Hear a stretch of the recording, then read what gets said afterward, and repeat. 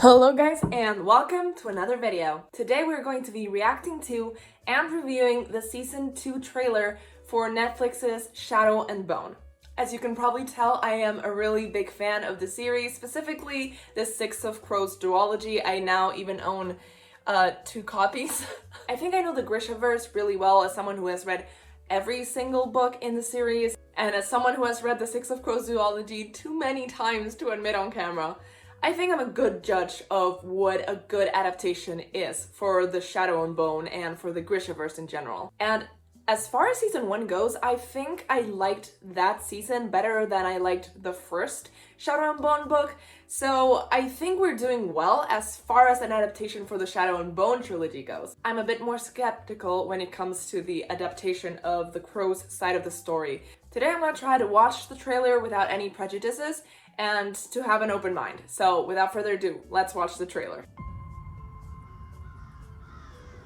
Alina looking at some crows, and everything is going down. Oh my god. Okay, so the fold is moving, and from the fold emerges Ben Barnes. So dramatic.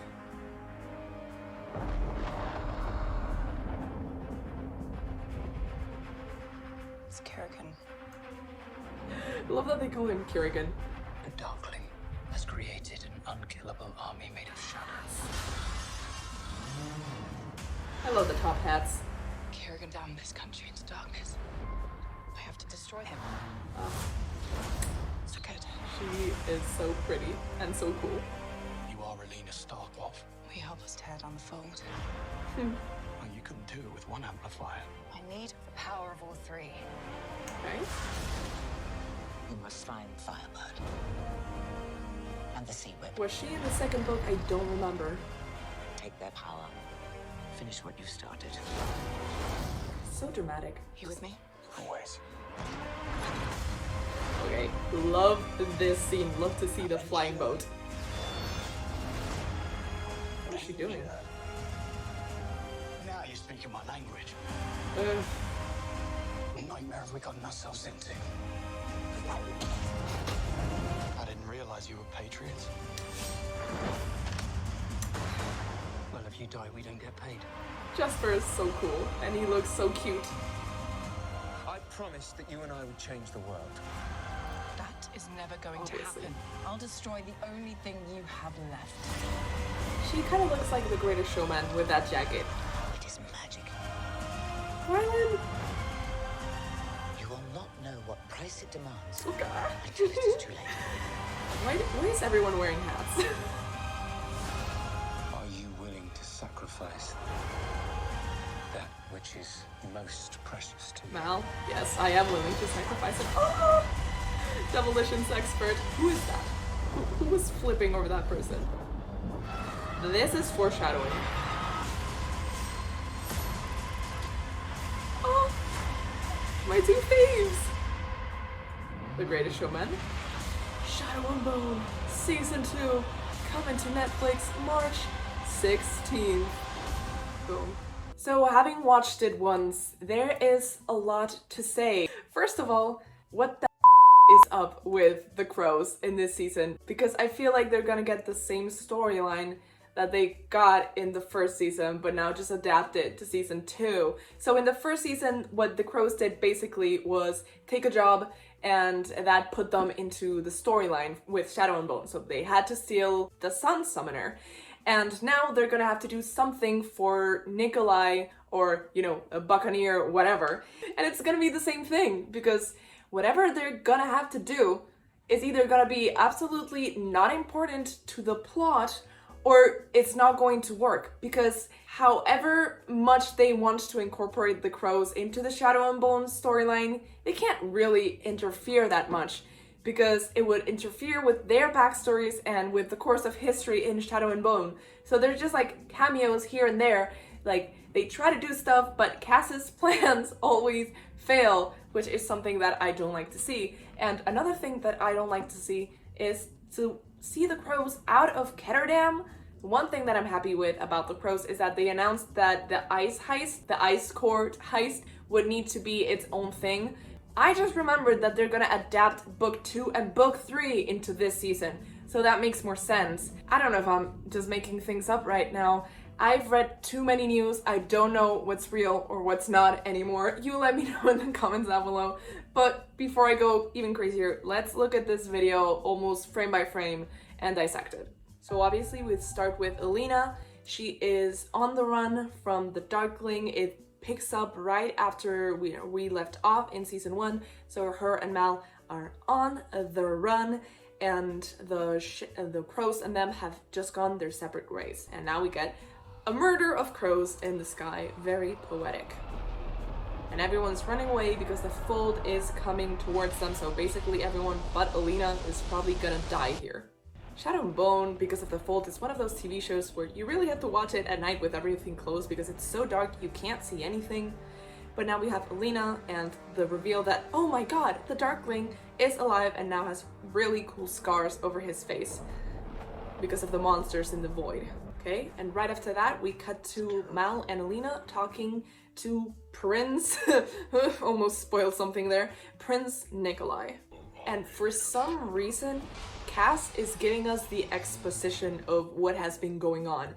And this scares me because obviously Cass and the crows are gonna have something to do with helping Prince Nikolai through his, his privateer business. We'll see what they have to do, what their mission, what their job is going to be. Alina looks very cool. I like how her powers look here, and her hair looks beautiful. But I think, does her magic like change colors? Sometimes it's more blue and sometimes it's more yellow. I've been calling it the void and was like, that's not what it's called, it's the fold, okay? I just, at the beginning of this video, I was like, I'm an expert in the Grishiverse, and I called it the void. I was thinking about void styles, as I always am. It's the fold. Okay, and then it's Alina showing him that she has the powers, and they're gonna look for all the 3 amplifiers. So she has 1, so she needs the sea serpent and the phoenix, or the firebird. Wait, I'm sorry, is that Mal and then one of the twins, and then I don't know, every time I see someone with a top hat now I think it's Jesper. Okay, trying to see here because you can't see anyone with all this light, but right behind Alina is Prince Nikolai, so I think this is when they cross the fold with his flying ship, and Alina is obviously there to help them survive that. And then we get Nikolai, who I don't know if he's gonna have like a change of face, because when they meet him, they don't know he's Prince Nikolai, because he's been like altered to look like someone slightly different, but it doesn't look like he has different faces. This is Ketterdam, and we get the crows. Cass fighting someone with his cane. And then Inesh looking cool. Jesper looking cool, obviously. Classic, and that has to be Nikolai. If that's Nikolai and he says, I didn't really realize you were patriots, it's talking about Ketterdam, because they're not from Ravka. So maybe they do something from Ketterdam. Okay, Alina, as per usual, being cool. They're on the sea, so maybe looking for the seaweed. Whip. The thing on the hand is so gross. Gotta say, I love the Kefkas for everyone else and her usual Kefka, but this one, where she's looking more like a general in the first army, is not something that I dig. I dig the second army uniforms so much more. They're so cool. The effects are looking pretty good. And we have Wylan. Butterfly is flying in front of his face and he's just looking at it. Very weird way to introduce Wylan. Then we of course have Matthias, who I think signed a contract where it said that for every scene he's in, he has to be, like half naked for at least 5 seconds. But I'm not complaining. That is interesting because we see Nina looking at Matthias fight someone else, and I'm guessing he's already in Hellgate. This doesn't happen in the books. Nina does not see Matthias from the time she condemns him as a slaver up until the beginning of 6 of Crows. And Matthias doesn't fight other prisoners in Hellgate, he fights animals. The thing I care most about being well adapted in an adaptation is the plot. And they're really shaking things up with the crows here, but we'll talk more about that later. Okay, an explosion, 2 people sleeping together, Inferni, more explosions. the Darkling with some people behind him. And then we see Wylan with Cass, one of my favorite dynamics inside the Crows, and Wylan just like throws some powder and things explode, which is a very Wylan thing to do. And when that happens, it does not look like they are in Ketterdam, so that might be West Ravka, because I doubt the Crows are gonna travel the fold again. And then I have no clue who this person is, like jumping in a really cool kimono or silks, very colorful, and doing a flip. Okay. Then we get Nikolai looking at one of the shadow monsters, which, as I said, is foreshadowing. I will not say as to what it is foreshadowing, but I think this is meant to be an Easter egg. Can't see anything. This shot right here, best shot in the whole trailer. They are in a desert, maybe something that's been left behind after the fold like goes back, because I don't know what other desert there is in the Grishaverse. And we have my two favorite ladies, Ines Gaffa and Soya Nasiolinsky with her Kafka and her little hat. I love to see it, they're so cute. However, I have no clue what they're doing together once again, because they should not know each other, because Soya and Ines meet each other for the first time in Crooked Kingdom. So this is messing everything up for the Crows. I'm like super happy for the Shadow and Bone fandom, because they're getting an adaptation that in my opinion is better than the, original material. But for the Crows fandom, I think we're getting the short end of the stick.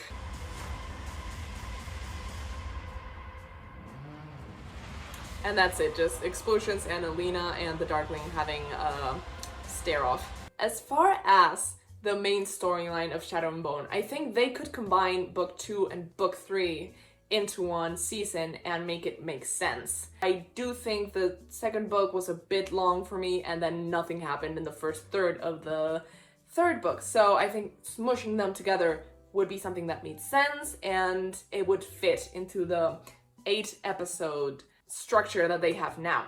However, juggling 2 books plus however the hell they're gonna incorporate the 6 of Crows characters, I think might be too much. On top of that, I wish that they just had the Crows doing whatever in Ketterdam. I wish they weren't interconnected. How do I explain this? It's like having Daredevil go up against Thanos. Daredevil is someone who fights within the confines of Hell's Kitchen. That's what he does.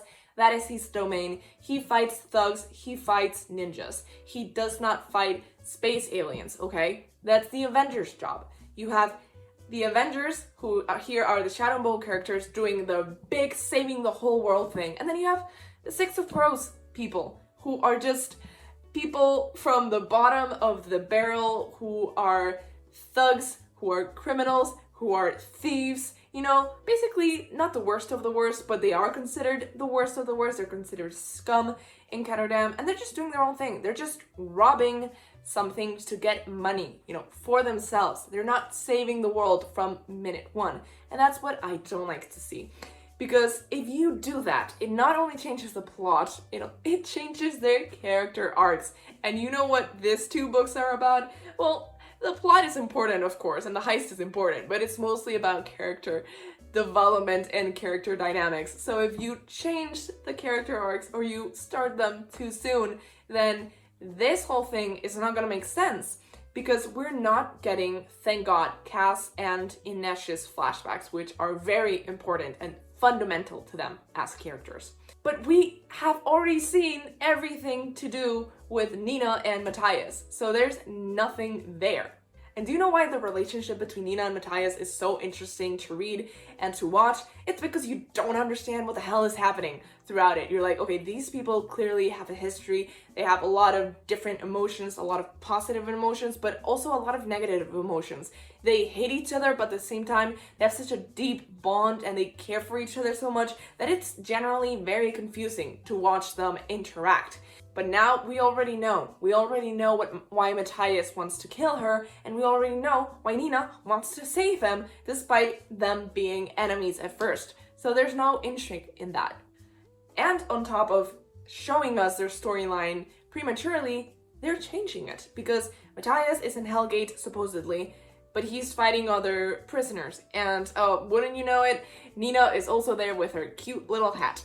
I don't want to rant about this anymore because I want to go into the season with an open mind. I'm excited to see Jesper and Wylan, but once again, there was no chemistry between them and no previous relationship between them at the beginning of Six Goes Gross. So although I want to see them together, I don't want to see any of that chemistry yet. I want maybe like a spark and a possibility, but nothing more, because Jesper did nothing anything besides Wylan being like just mildly okay at demo at the beginning of Six of Crows.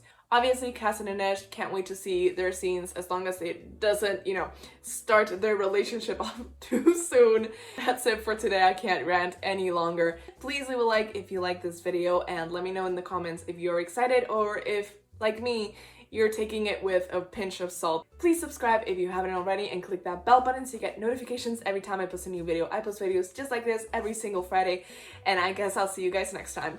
Bye!